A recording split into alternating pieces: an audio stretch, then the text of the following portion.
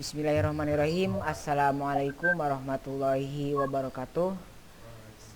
Selamat pagi Bapak dosen dan teman-teman lainnya yang berbahagia. Pertama-tama marilah kita panjatkan puji dan syukur kehadirat Allah Subhanahu wa taala karena telah memberikan rahmat sehingga kita dapat melaksanakan kuliah online hari ini. Perkenalkan, nama saya Muflis Harfian yang akan bertugas sebagai moderator dalam presentasi dengan materi pemeriksaan liabilitas jangka panjang. Adapun anggota kelompok saya ada Muhammad Izzuddin Islam, ada Kaila Fatarabani dan Muhammad Dafa. Baik teman-teman, langsung saja kita mulai ke sesi pertama. Sebelum itu marilah kita mengucapkan basmalah bersama-sama. Selanjutnya penyampaian materi, saya persilakan kepada Kaila Fatarabani.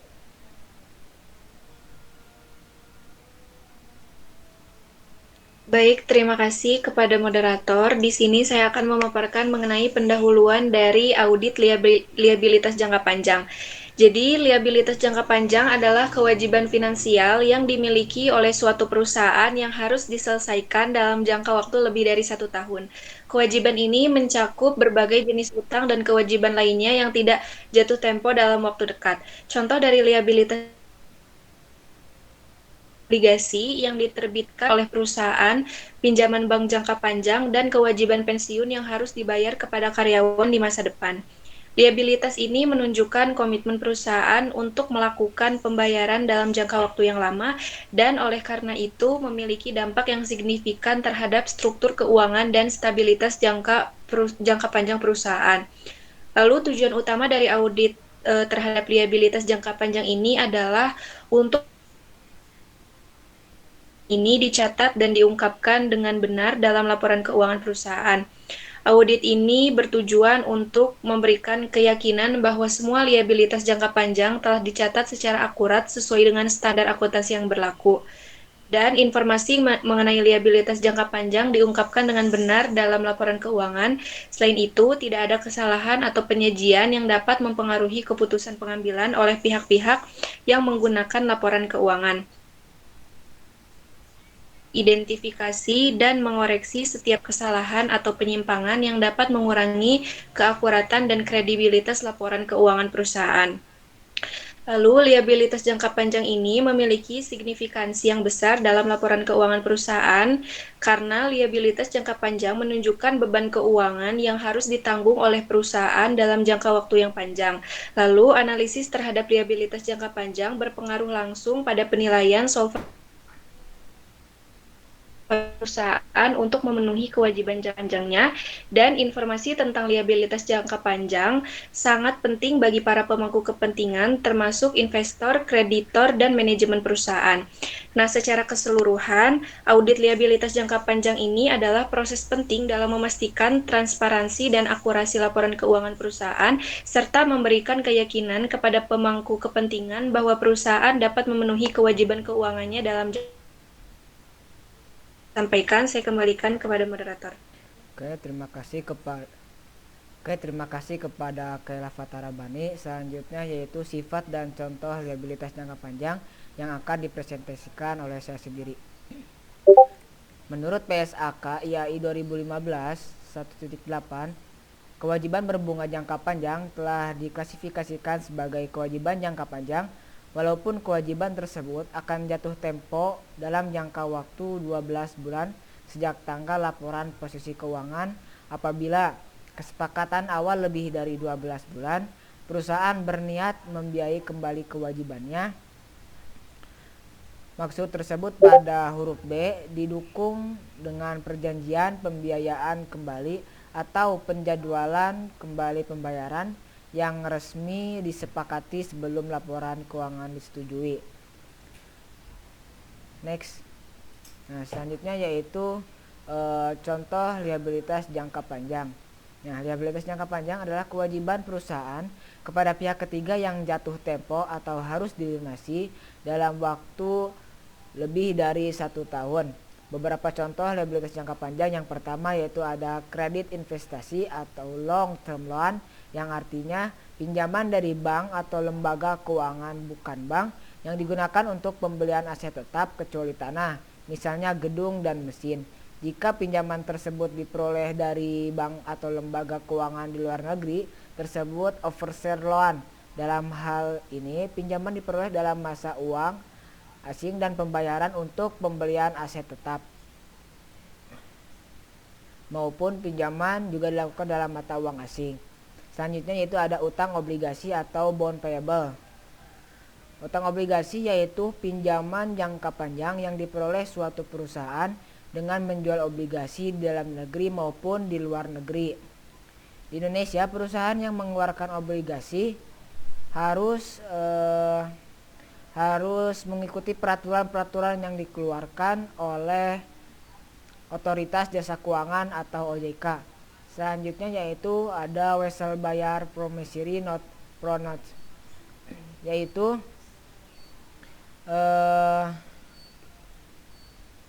Wesselbayer yang jatuh temponya lebih dari 1 tahun, yaitu suatu pernyataan tertulis dari debitur bahwa ia berjanji untuk membayar sejumlah tertentu pada tanggal tertentu dengan memperhitungkan tingkat bunga tertentu. Yang keempat yaitu ada utang kepada pemegang saham atau perusahaan induk holding company atau perusahaan afiliasi affiliate company. Biasanya diberikan untuk membantu perusahaan anak atau perusahaan yang berafiliasi yang baru mulai beroperasi dan membutuhkan pinjaman. Pinjaman tersebut bisa dikenakan bunga, bisa juga tanpa dikenakan bunga. Selanjutnya yaitu ada utang subordinasi atau subordinative loan, yaitu utang dari pemegang saham atau perusahaan induk yang mempunyai beberapa sifat. Yang pertama ada tanpa bunga. Yang kedua yaitu baru dibayar kembali pada saat perusahaan telah mempunyai kemampuan untuk membayar kembali utangnya. Yang ketiga yaitu mempunyai kemungkinan untuk dialihkan sebagai setoran modal. Selanjutnya yaitu yang keenam bridging loan, yaitu pinjaman sementara yang akan dikembalikan jika kredit investasi yang dibutuhkan perusahaan sudah diperoleh. Tingkat bunganya biasanya lebih tinggi dari tingkat bunga pasar dan bisa berubah long term atau short term. Selanjutnya yaitu ada utang leasing atau utang dalam rangka sewa guna, yaitu utang yang diperoleh dari perusahaan leasing untuk pembelian aset tetap dalam bentuk capital lease atau sale and lease back, dan biasanya dicicil dalam jangka panjang. Next. Selanjutnya yaitu ada tujuan liabilitas jangka panjang, yaitu yang pertama ada terdapat internal control yang baik atas liabilitas jangka panjang. Ada liabilitas jangka panjang yang menjadi kewajiban perusahaan sudah dicatat seluruhnya per tanggal laporan posisi keuangan atau neraca dan diotorisasi oleh pejabat perusahaan yang berwenang. Yang ketiga yaitu ada liabilitas jangka panjang yang tercantum di laporan posisi keuangan betul-betul merupakan kewajiban perusahaan. Yang keempat yaitu ada liabilitas jangka panjang yang berasal dari legal claim atau aset yang dijaminkan sudah diidentifikasi. Yang kelima yaitu ada liabilitas jangka panjang dalam valuta asing per tanggal laporan posisi keuangan atau neraca sudah dikonversikan dalam rupiah dengan kurs tengah Bank Indonesia per tanggal laporan posisi keuangan neraca, dan selisih kurs yang terjadi sudah dibebankan atau dikreditkan pada laba rugi tahun berjalan. Yang keenam ada biaya bunga dan bunga yang terutang dari liabilitas jangka panjang serta amortisasi. Selanjutnya yang ketujuh yaitu ada biaya bunga liabilitas jangka panjang yang tercatat pada tanggal laporan posisi keuangan neraca dan selisih kurs yang terjadi sudah dibebankan atau dikreditkan pada laba rugi tahun berjalan. Selanjutnya itu ada biaya bunga liabilitas jangka panjang yang tercatat pada tanggal laporan betul telah terjadi, dihitung secara akurat dan merupakan beban perusahaan. Selanjutnya yaitu ada semua yang kedelapan, semua persyaratan dalam perjanjian kredit telah diikuti oleh perusahaan sehingga tidak terjadi bank default. Selanjutnya yaitu yang ke-9, ada bagian dari liabilitas jangka panjang yang jatuh tempo dalam 1 tahun akan datang sudah direklasifikasi sebagai kewajiban lancar. Selanjutnya yang terakhir ada liabilitas jangka panjang. Berikut diskon premium dan bunga yang timbul sudah dicatat dengan akurat dan diklasifikasikan serta diungkapkan dalam laporan keuangan, termasuk catatan atas laporan keuangan sesuai dengan standar akuntansi keuangan, ETAP, PSAK, dan IFRS. Next. Selanjutnya yaitu yang akan dipresentasikan oleh Muhammad Dapa. Waktu dan tempat saya persilahkan. Baik, terima kasih kepada moderator yang sudah mempersilahkan saya untuk menerangkan. Di sini saya akan menjelaskan mengenai audit prosedur yang disarankan. Nah, di sini terdapat 13 poin. Yang pertama yaitu pelajari dan evaluasi internal kontrol dan atas liabilitas jangka panjang. Nah, dalam hal ini biasanya digunakan internal control questionnaires atau penjelasan naratif, tidak perlu flowchart. Auditor harus melihat apakah di perusahaan terdapat ciri-ciri internal control yang jangka panjang. Lalu yang kedua yaitu dapatkan dan periksa ringkasan perubahan liabilitas jangka panjang selama periode yang diperiksa. Nah, berikut diskon, premium, dan bunga. Ringkasan tersebut harus menunjukkan perubahan selama setahun atau periode yang diperiksa. Lalu yang ketiga yaitu kirim konfirmasi kepada bank menanyakan mengenai plafon kredit, saldo per tanggal LPK atau neraca, tingkat bunga, jangka waktu pinjaman, dan jaminan kredit. Nah, untuk yang ini surat konfirmasi bisa dibuat khusus untuk konfirmasi liabilitas jangka panjang atau tergabung dalam konfirmasi bank yang standar. Lalu yang keempat yaitu minta salinan atau kopi perjanjian kredit untuk permanen sesuai dengan data yang tercantum pemeriksaan liabilitas jangka panjang. Nah, untuk memudahkan perlu dibuat expert atau ringkasan dari perjanjian kredit untuk permanen file. Data yang perlu diperbandingkan antara lain plafon kredit, tingkat bunga, jangka waktu kredit, jaminan apakah berupa aset tetap, persediaan, piutang, jaminan pribadi. Lalu yang kelima yaitu periksa apakah perolehan atau penambahan liabilitas jangka panjang sudah mendapat persetujuan tertulis dari direksi atau dewan komisaris pemegang saham. Lalu yang keenam yaitu periksa perhitungan bunga, pembayaran bunga, dan amortisasi diskon atau premium dari obligasi. Tie up jumlah beban bunga dan amortisasi diskon atau premium obligasi dengan jumlah yang tercantum pada laporan laba rugi. Diskon atau premium yang belum diamortisasi harus dilaporkan sebagai pengurangan atau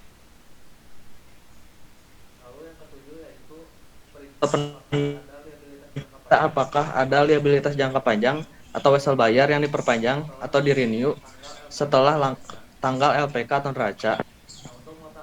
Nah, untuk mengetahui apakah utang tersebut harus tetap disajikan sebagai liabilitas jangka panjang atau sebagai utang lancar, selain itu harus diperhatikan juga apakah ada liabilitas jangka panjang atau bayar yang benar-benar telah dilunasi setelah tanggal laporan posisi keuangan atau neraca, walaupun belum jatuh tempo.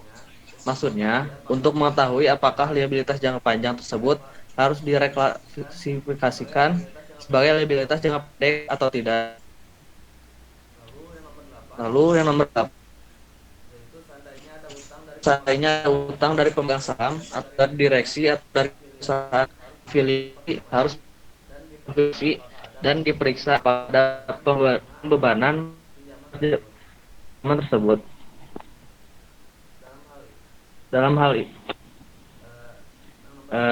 yang nomor 9 yaitu seandainya ada utang leasing, periksa apakah pencatatannya dan penyajiannya di LPK sudah sesuai dengan standar akuntansi sewa guna usaha, yang itu yang ada di PSAK nomor 30 revisi 2015 tentang sewa. Nah, dalam hal ini auditor harus meminta salinan atau kopi dari lease agreement atau perjanjian leasing dan memeriksa apakah leasing tersebut memenuhi kriteria dari suatu kapitalis. Lalu yang nomor 10 yaitu periksa apakah ada bagian dari liabilitas jangka panjang yang jatuh tempo dalam waktu 1 tahun yang akan dating. Nah, jadi sehingga harus direklasifikasi sebagai liabilitas jangka pendek.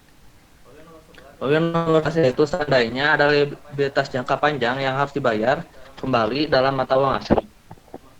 Maksudnya periksa apakah pertanggal laporan posisi keuangan atau neraca sudah dikonversi ke dalam rupiah dengan menggunakan kurs setengah Bank Indonesia pertanggal laporan posisi keuangan atau neraca, dan selisih kurs yang terjadi sudah dibebankan atau dikreditkan pada laba rugi tahun berjalan. Lalu yang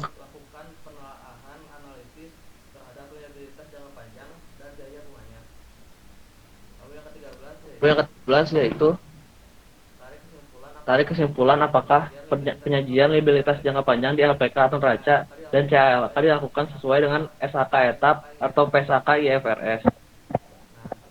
Nah, biasanya di top schedule auditor mencantumkan kesimpulan pemeriksaannya berdasarkan semua audit prosedur yang telah dilakukannya mengenai kewajaran penyajian liabilitas jangka panjang. Mungkin cukup sekian dari saya kembali lagi kepada moderator. Oke, sebelumnya terima kasih kepada Dapa yang telah mempresentasikan mengenai prosedur yang disarankan. Selanjutnya yaitu kepada Muhammad Ijudin Islam untuk presentasi. Waktu dan tempat saya persilakan. Baik, terima kasih kepada moderator yang telah memberikan saya waktu. Selanjutnya itu di sini ada kertas kerja pemeriksaan liabilitas jangka panjang. Nah, yang ada konfirmasi liabilitas jangka panjang. Nah, dokumen yang digunakan auditor untuk mendapatkan konfirmasi langsung dari pihak ketiga, bisa jadi dari bank, kreditur, atau pemberi pinjaman terkait saldo liabilitas jangka panjang, yang mana tujuannya itu untuk memverifikasi independen atas informasi yang tercatat di laporan keuangan perusahaan. Kemudian yang kedua ada top schedule liabilitas jangka panjang. Nah, di mana merupakan ringkasan keseluruhan liabilitas jangka panjang yang dimiliki oleh entitas disusun secara kronologis atau berdasarkan prioritas, yang tujuannya itu untuk memberikan gambaran umum tentang komponen liabilitas jangka panjang dan pos-pos utama yang memerlukan pemeriksaan lebih lanjut. Nah, kemudian yang ketiga ada supporting schedule kredit investasi BBD. Nah, di mana jadwal pendukung untuk utang spesifik yang berasal dari kredit investasi yang diperoleh dari Bank Bumi Daya atau BBD, yang rinciannya perjanjian kredit seperti nilai awal pinjaman, bunga, jadwal pembayaran, saldo terutang, dan denda jika ada. Analisis kesesuaian antara catatan perusahaan dengan dokumen bank. Nah, yang tujuannya untuk memastikan keakuratan dan keabsahan kredit investasi, termasuk kepatuhan terhadap ketentuan kredit. Kemudian yang keempat ada supporting schedule offshore loan. Nah, di mana jadwal pendukung untuk utang luar negeri atau pinjaman overseas yang dimiliki entitas, detail seperti pemberi pinjaman, mata uang, nilai pinjaman, jadwal pembayaran, nilai bunga, dan risiko kurs. Tinjauan terhadap dokumen pendukung seperti perjanjian pinjaman dan pembayaran aktual, yang tujuannya untuk memastikan pencatatan sesuai dengan standar akuntansi internasional seperti IFRS dan mengidentifikasi risiko terkait valuta asing. Kemudian selanjutnya ada supporting schedule utang pemegang saham. Nah, di mana untuk jadwal pendukung utang yang berasal dari pemegang saham perusahaan, informasi pemberi pinjaman atau pemegang saham, jumlah utang, bunga yang dikenakan jika ada, dan jadwal pembayaran. Kemudian kepastian bahwa transaksi ini dilakukan secara wajar, yang tujuannya itu untuk menghindari potensi konflik kepentingan serta memastikan pencatatan sesuai dengan ketentuan perpajakan dan akuntansi. Kemudian selanjutnya yaitu ada supporting schedule utang subordinasi.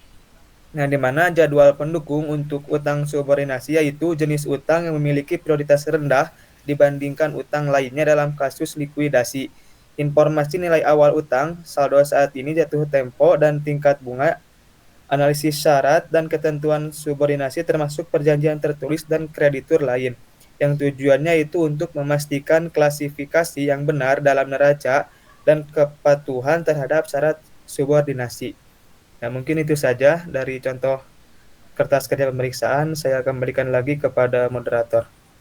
Oke, sebelumnya terima kasih kepada Izzuddin Islam. Selanjutnya yaitu hasil wawancara yang akan dipresentasikan oleh Kaila. Mangga. Terima kasih kepada moderator. Untuk selanjutnya ada hasil pertanyaannya, apa transaksi dari liabilitas jangka panjang? Jawabannya itu biasanya itu di utang bank, utang leasing, kewajiban imbalan pasca kerja, dan lain-lain. Tapi intinya cara membedakannya itu yang bisa diselesaikan dalam satu periode itu utang jangka pendek, dan yang tidak bisa diselesaikan dalam satu periode itu adalah utang jangka panjang. Yang kedua, bagaimana prosedur audit liabilitas jangka panjang? Liabilitas imbalan pasca kerja. Yang pertama, kita bikin lead schedule-nya, terus kita lihat buku besarnya dan jurnalnya, lalu bikin supporting schedule-nya, lalu dihitung liabilitas imbalan pasca kerjanya, bener nggak hasilnya segini gitu. Terus imbalan pasca kerja kan menghitung perihal kewajiban perusahaan kepada pegawai yang nanti akan pensiun kala di SAK etap itu kalau di SAK etap itu ada di bab 23 dan kalau di PSAK itu ada di PSAK 24. Nah, untuk BPJS Ketenagakerjaan udah ada, terus tunjangan pensiun. Nah, dari situ kita harus menghitung sebenarnya benar nggak sih karyawan ini mendapatkan masa manfaat pensiunnya. Misalnya seorang pegawai di usia 65 pensiun. Nah, kita hitung yang akan pegawai tersebut dapatkan selama bekerja di perusahaan ini, misalnya 150 juta ini dihitung juga BPJS Ketenagakerjaannya itu nyampe nggak segini yang sudah dibayar perusahaan untuk pegawai tersebut. Apabila BPJS-nya tidak sesuai, si perusahaan wajib membentuk kekurangannya. Misalnya BPJS-nya cuma ada 100 juta, berarti ada kekurangan 150 juta yang hak pegawai tersebut yang belum dicadangkan. Artinya membutuhkan kewajiban imbalan pasca kerja tersebut yang membentuk 150 juta tersebut. Jadi 100 juta ini sudah tercover sama BPJS. Nah, sisanya untuk nyampe ke 250 juta harus ada 150 juta yang perusahaan harus cadangkan karena ini haknya pegawai tersebut. Jikalau perusahaan tidak bisa mengkoordinir haknya karyawan, perusahaannya yang akan terkena sanksi dari ketenagakerjaan. Nah, ini itu adalah supporting schedule. Ada gak dananya, dicek juga perhitungannya, ngitung diskontonya, ngitung perubahan makroekonominya, kenaikan BBM, fluktuasi, inflasi, dan deflasi. Kemungkinan pesangon karyawan itu untuk dibayarkan karena kan jangka panjang, jadi nanti menghitung 65 tahun lagi saat pensiun kan belum tahu apa yang akan terjadi, oleh sebab itu disebut tahun lagi pensiunnya sudah dihitung di sini. Lalu pertanyaan yang ketiga, bagaimana cara mengetahui apakah perhitungannya sudah benar atau belum? Nah, cara mengetesnya yaitu kita hitung ulang si imbalan pasca kerja ini. Biasanya ada aktuaris sebagai pihak ketiga yang menghitung detail pesangon yang akan didapatkan oleh karyawan dan yang harus dibayarkan perusahaan. Kita juga harus periksa ini tuh benar nggak perhitungannya segini gitu. Terus yang keempat, bagaimana apabila contoh kasus utang pemegang saham, utangnya 6 miliar pada tahun 2022-nya. Di tahun 2023 hilang, padahal kan ini lumayan materialnya, jadi hilang. Yang pertama kita tanya, hilang gini bagaimana? Ini kenapa decrease atau terjadi penurunan? Karena ini signifikan 6 miliar, kita harus langsung tanyakan dan harus langsung periksa kenapa langsung bisa berkurang yang 6 miliar ini. Apakah sudah dibayar perusahaannya? Kita nggak tahu nih, kita periksa ke buku besar. Nah, dari sini bakal kelihatan detailnya. Ternyata ada 4 kali pembayaran, lalu kita cek bener gak dibayar. Takutnya itu bikin-bikinan aja. Setelah dicek di buku besarnya, lalu cek juga transaksinya, apakah ada bukti pengeluaran kas dan banknya gitu. Terus cek juga apakah sudah valid transaksinya dari tanda tangan dan untuk transaksinya direksi dan keuangan. Lalu pertanyaan yang kelima, apakah prosedur audit liabilitas jangka panjang ini sama dengan prosedur audit pada akun lain? Nah, prosedurnya sama, nanti kita tes kondisi transaksinya. Kalau misalnya sewa, nanti ada ke perjanjian. Kalau liabilitas jangka panjang, ke pembayaran kalau yang berkurang. Kalau misalnya nambah kewajibannya, karena apa penambahannya, nanti kita telusuri juga bukti transaksinya. Kuncinya, ngetes apa yang sudah dikerjakan bagian accounting. Karena kalau accounting dari bukti transaksi, jurnal, buku besar, dan lain-lain, kalau kita kebalikannya dari laporan keuangan ke buku besar, jurnal, bukti transaksi. Kita itu seperti apa, harus tahu proses akuntansi di perusahaannya. Nanti bukti transaksi ini larinya kemana, jaminannya apa, jadi harus paham logika akuntansinya. Lalu yang terakhir, apakah harus ada konfirmasi pada audit ini? Jawab harus ada konfirmasi, tapi ada yang konfirmasi positif, ada yang konfirmasi negatif, bagaimana kondisi di lapangan. Tapi untuk utang memang harus dikonfirmasi untuk meyakinkan. Mungkin hanya itu yang dapat saya sampaikan. Saya kembalikan kepada moderator. Oke, selanjutnya mungkin kesimpulan. Kesimpulannya yaitu liabilitas jangka panjang adalah kewajiban perusahaan yang jatuh tempo lebih dari 1 tahun seperti obligasi dan pinjaman bank. Audit dilakukan untuk memastikan pencatatan sesuai dengan standar akuntansi, pengungkapan benar dan tidak ada kesalahan material. Prosedur mencakup evaluasi, pengendalian internal, pemeriksaan dokumen, konfirmasi saldo dan pengujian perhitungan bunga. Audit memastikan laporan keuangan akurat sesuai dengan standar. Demikian presentasi dari kelompok 9. Mari ucapkan alhamdulillah bersama-sama. Alhamdulillahirobbilalamin. Saya sebagai moderator pamit undur diri. Mohon maaf atas kekurangannya dan terima kasih untuk perhatiannya. Wassalamualaikum warahmatullahi wabarakatuh. Waalaikumsalam warahmatullahi wabarakatuh. Assalamualaikum warahmatullahi wabarakatuh.